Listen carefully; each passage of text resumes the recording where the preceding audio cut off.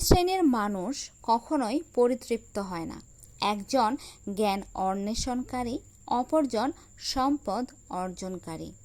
এই পৃথিবীতে কোনো কিছুই আপনাকে সুখ এনে দিতে পারবে না যতক্ষণ না আপনি নিজে সুখী হতে চাইবেন এবং নিজের পরিস্থিতিকে বদলাতে সচেষ্ট হবেন।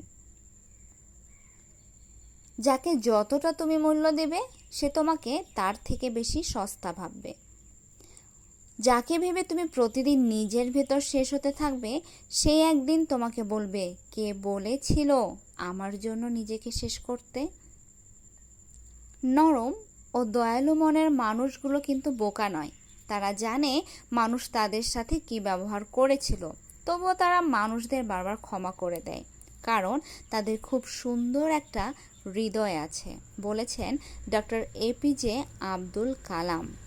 জীবনে দুটো জিনিস করতে শেখো, এক চুপ থাকতে শেখো, আর দুই ক্ষমা করতে শেখো।